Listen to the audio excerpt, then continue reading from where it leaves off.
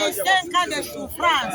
D'être on dirait, on devait la posa, on prend la papa, on sortait des mots de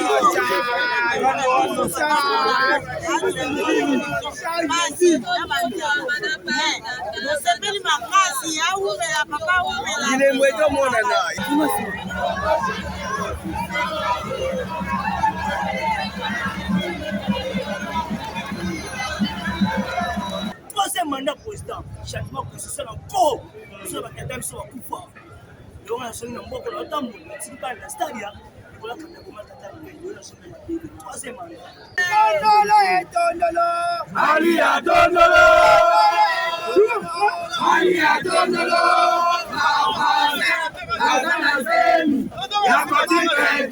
Ali Adondolo. Ya biso yango oyo eza biso na biso suka ya makambo eleki bandeli mesiko oyo nde tango na biso lelo eza lelo don't have to wait till tomorrow poto kende liboso tia kondima likolo na nyonso. Mesdames et messieurs, chers amis internautes, chers amis téléspectateurs de chaîne YouTube Yabiso et Podcast, en tout cas un grand merci à vous internautes Nabiso ainsi que abonnés Nabiso. Ndenge na lobana bino kaka bo s'abonner massivement OK tina cloche ya notification et comme ça mon abe émission kitoko ba découverte kitoko ne kaka ezala toza na page TikTok toza na page Instagram et toza pe na YouTube et puis Facebook. Voilà, chers amis téléspectateurs, chers amis internautes, voilà, awa toza précisément na ville province à Kinshasa, na district ya Tchangu et précisément na commune ya Kimbanteke. Zalaki nini, zalaki ke visite ya chef de l'État qui kota la misala oyo et sala mabongo na Tchangu entre Kimbanteke na Njili. Wana boza komona ezali bongo excellence mais c'est le bourgmestre commune Njili Papi Mbumba Ngalema aki bongo kota la paix ba travaux avant que chef de l'État aya aki d'abord ko visiter misala karandeng zala kobanda route ya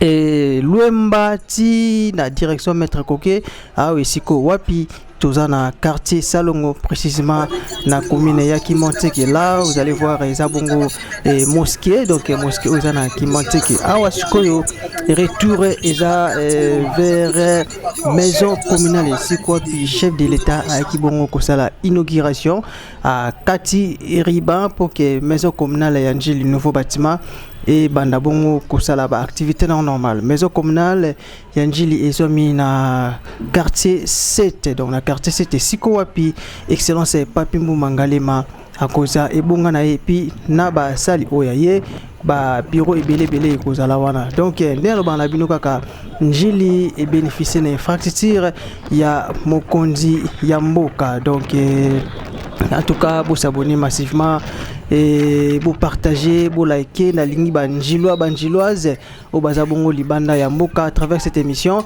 et vous partager ba commentaire na bino ekozapena malaming voilà moni excellence aza ndinga na ba protocole ya chef de l'État tout le monde bongo adjointe beaucoup mais adjointe pe azala qui on a sur place et là nouveau bâtiment il y a maison communale ya Njili a on a ville province à Kinshasa en tout cas eza bâtiment il y a liboso na ba maison communale parce que tu as 24 communes alors Njili vraiment ba longi ba onde ba jupina bâtiment ya sika en tout cas félicitations na mokonzi ngumba ville province à Kinshasa félicitations na gouvernement congolais et na ndenge vraiment ko banda bona ministre JTPR tout moni bâtiment qui toko o basali vraiment awa na Njili ba jukara maison communalité ba boulevard Lumba ici ko bozo mona tozali Zama kadama ya boulevard Lumba et papa biso Lumba zaki moko ya ba commissaire zone to wana benga o lelo to benga bongo ba bourgmestre à l'époque c'était commissaire zone donc avenue donc boulevard Lumba ya ngoyo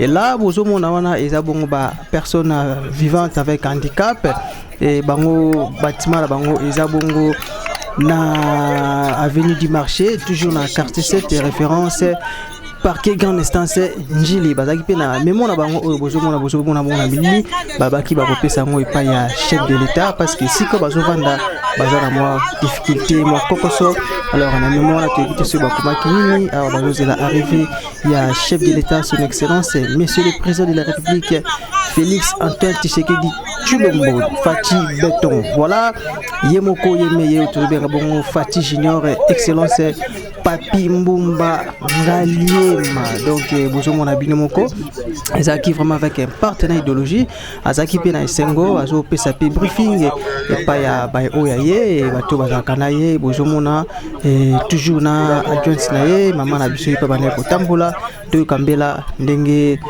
ba nama na biso bazo ba personne vivant avec handicap.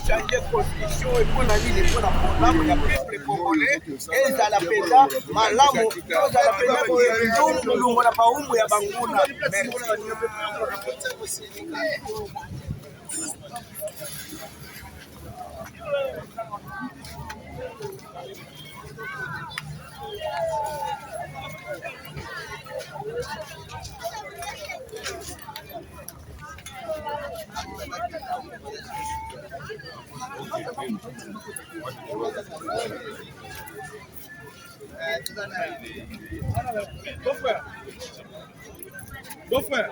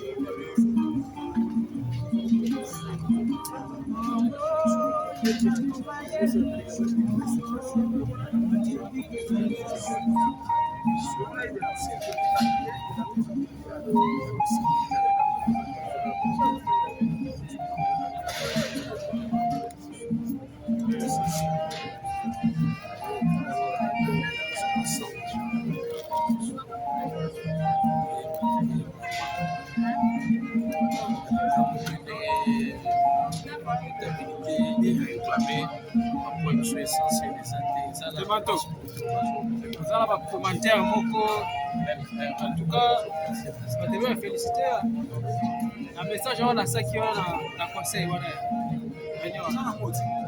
on te délai mais on peut sur les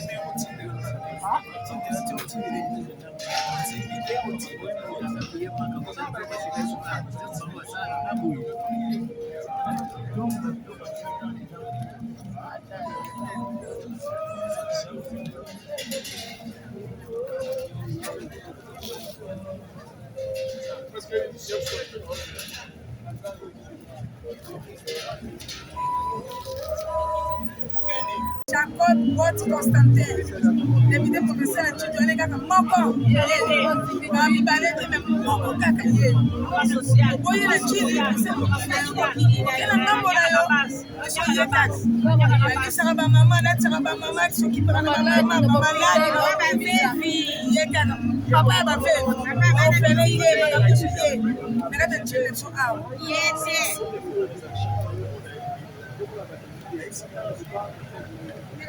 Là, vous avez comme on a bon, arrivé à ministre de l'Intérieur provincial. Et lui, il s'appelle Janou Kano Larose, Azaki Bongo, ancien bourgmestre de la commune Kimbontiki, alors à Mata. En tout cas, Bakondi Bazaki Pena, Ebele. Awa, tout le monde qui va député national, Gaborien Mboma Koumeza, donc tout le monde qui peut présence et numéro 1 ya police ya ville province ya Kinshasa na kombo ya Israël Kantou azaki wana sur le terrain.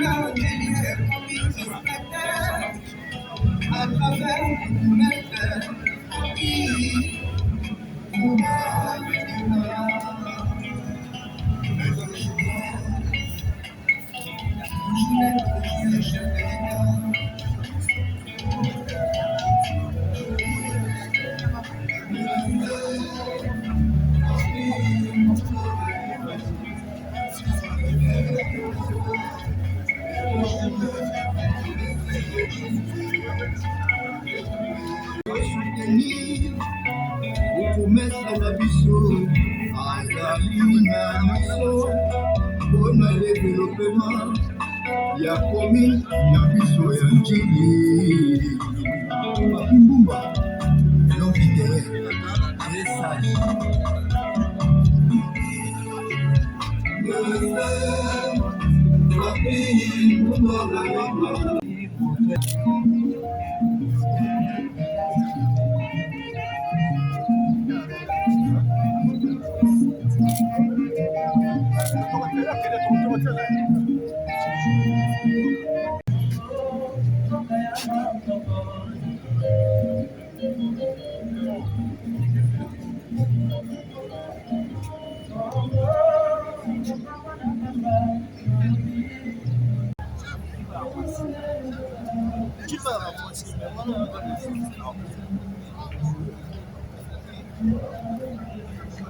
Kanga mama.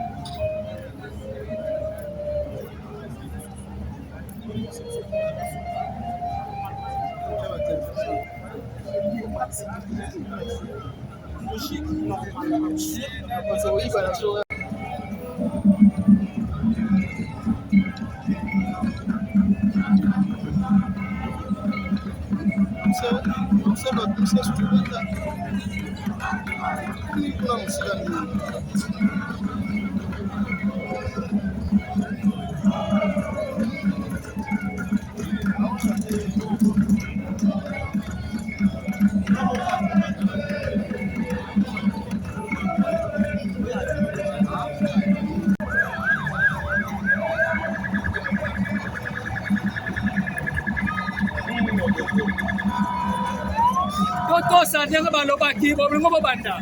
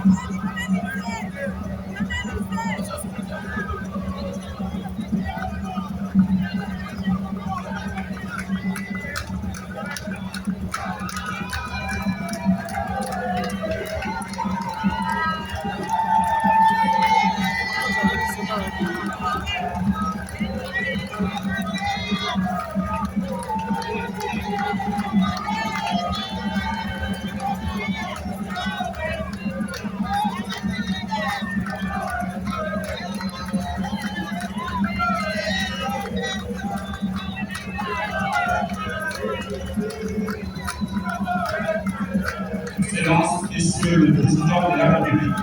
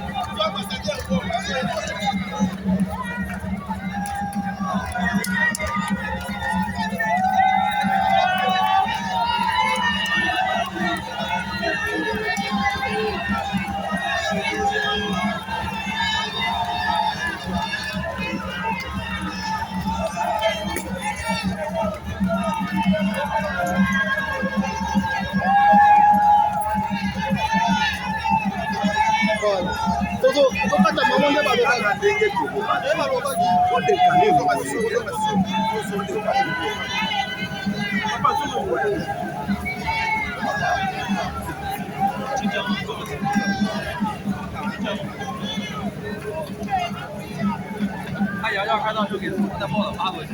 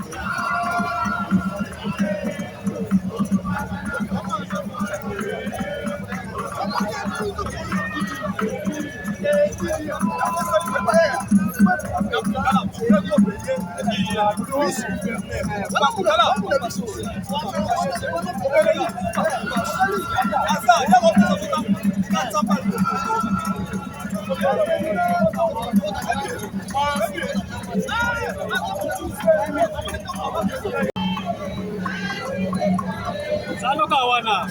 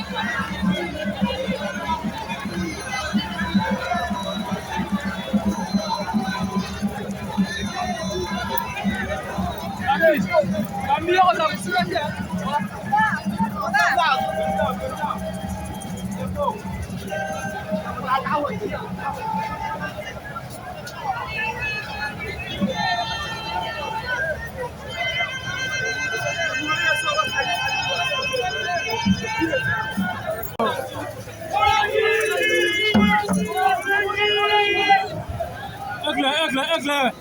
Yokani. Petit Junior. Gilet calme. Voilà.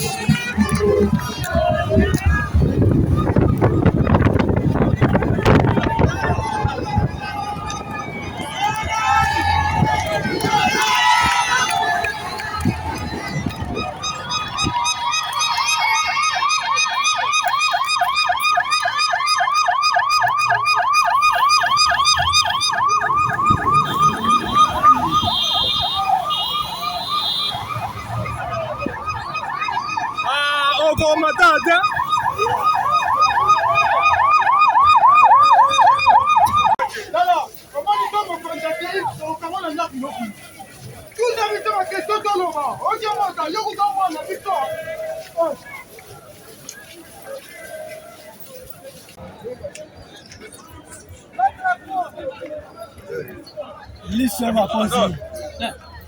C'est pas la carte. Il y a la carte.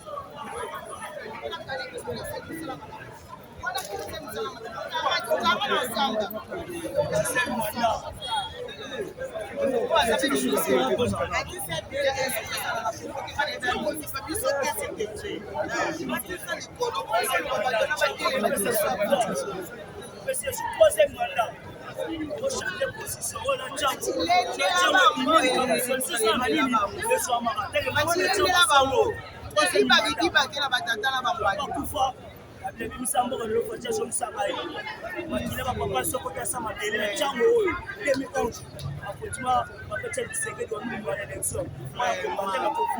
Troisième mandat président, changement constitutionnel encore. Nous avons un sur la coupe. Donc, on a son nom pour le temps, on pas la stadia. Voilà quand on a troisième mandat.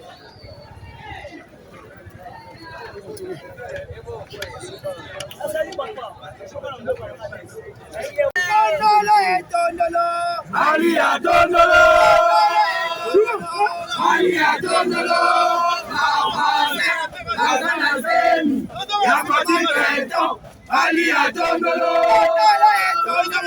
Ali Adondolo, Ali Adondolo, Bavazen, Azanazen, Bimwa Kekele,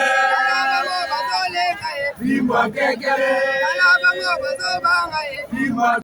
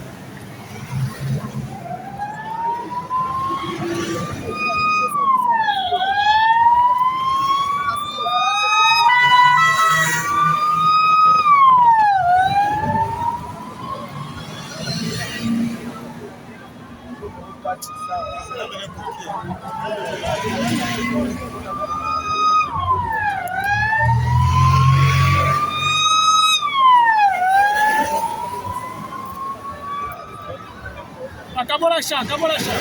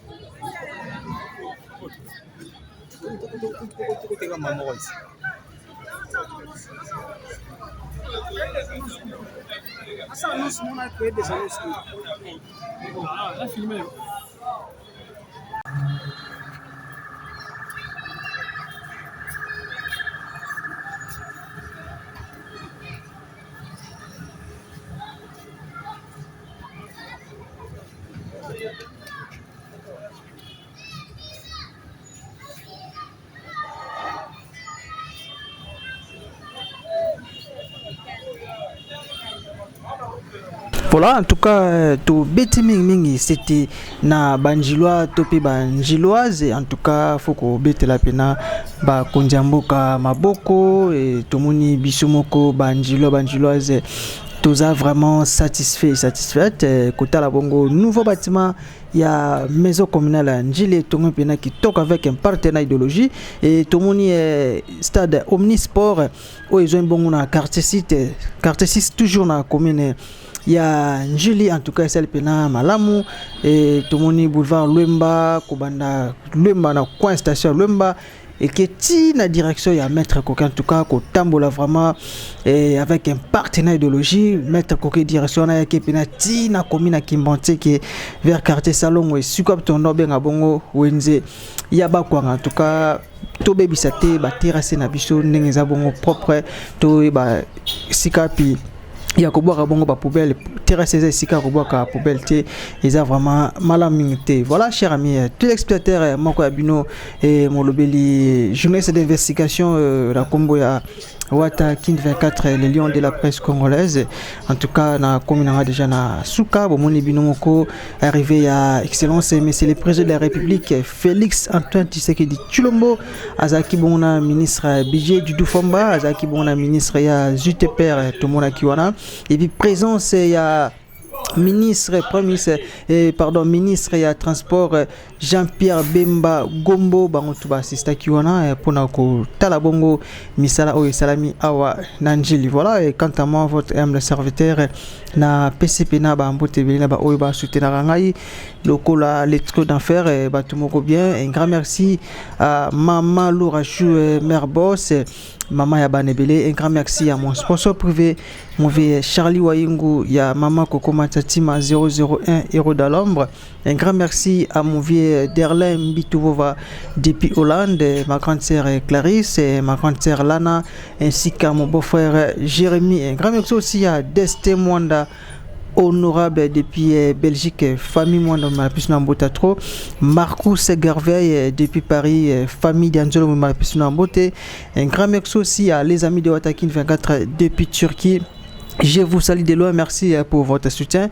Un grand merci aussi à Montréal, ingénieur Doba Sadissa Liswanzambe, Bozomona ba image à Kitoko à travers ces messieurs, ingénieur Doba Sadissa, la ligne vraiment bon manifester à travers cette émission. Banjiloise, Namona Bongo, ba commentaire na bino ekosa pena Kitoko mingi. Merci, on se retrouve à la prochaine numéro, ce qui est sur ma Zongité. Bye.